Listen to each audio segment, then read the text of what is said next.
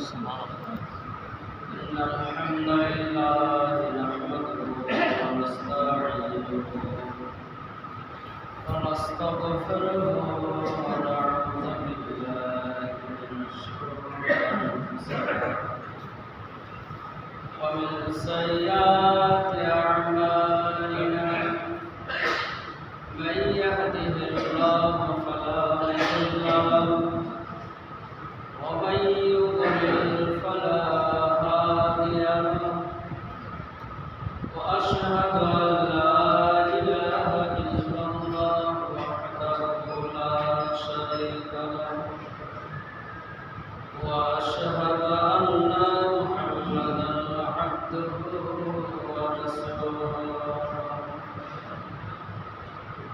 يا أيها الذين آمنوا اتقوا الله حق تقاته ولا تموتن إلا وأنتم مسلمون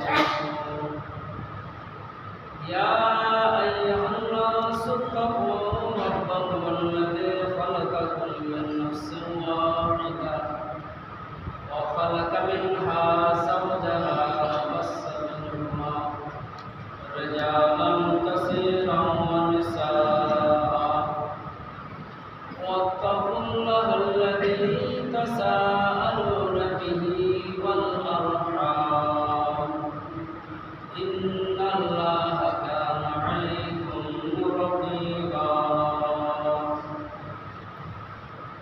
يا أيها الذين آمنوا اتقوا الله وقولوا قولا سديدا يصلح لكم أعمالكم ويغفر لكم ذنوبكم ومن يطع الله ورسوله فقد فاز فوزا عظيما أما بعد فإن خير الحديث كتاب الله وخير الهدي هدي محمد صلى الله عليه وسلم شر الأمور محدثاتها وكل محدثة بدعة وكل بدعة ضلالة وكل ضلالة في النار أعوذ بالله من الشيطان الرجيم بسم الله الرحمن الرحيم وخلف من بعدهم خلف أضاعوا الصلاة واتبعوا الشهوات فسوف يلقون غيا قال النبي صلى الله عليه وسلم عن عبد الله بن مسعود رضي الله تعالى عنه قال أي الأعمال أحب إلى الله قال الصلاة على أول وقتها ثم أي قال بر الوالدين ثم أي قال الجهاد في سبيل الله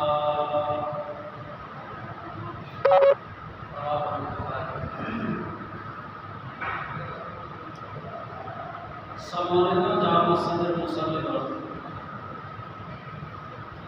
যাবতীয় প্রশংসা করলাম মহান স্রষ্টা আল্লাহ তাআলার জন্য যে মহান আল্লাহ তাবারক ওয়া তাআলা অশেষ মেহেরবানিতে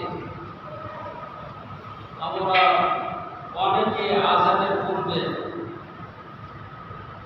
মসজিদে প্রবেশ করেছি আর অনেকে আযানের পরে এসেছে।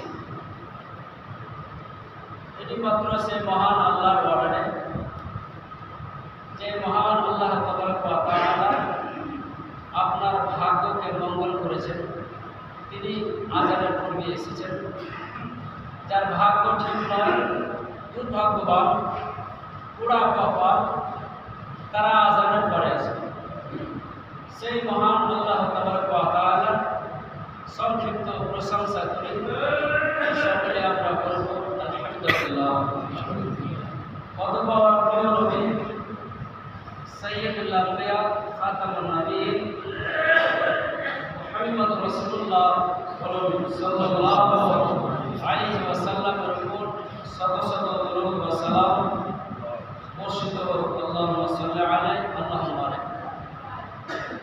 সম্মানিত মুসল্লিগণ, আজকে আপনাদের সম্মুখে যে আয়াতটা আমি পরিবেশন করেছি, তিলাওয়াত করেছি, পাঠ করেছি, এই আয়াতটা যদি আপনি দেখতে চান, তার ভাবার্থটা যদি জানতে চান, আল্লাহ কি বলতে চান, তাহলে সূরা মারিয়ামের ৫৯ নম্বর আয়াতে পাবেন। সূরা মারিয়ামের ৫৯ নম্বর আয়াতে পাবেন আর কি, এই সূরাটা পাবেন। এই সূরার মধ্যে, সূরা মারিয়ামের মধ্যে ৫৯ নম্বর আয়াতে আল্লাহ কি বলেছেন সেই সম্পর্কে আজকে আপনাদের সামনে আলোচনা রাখবো ইনশাআল্লাহ। আছে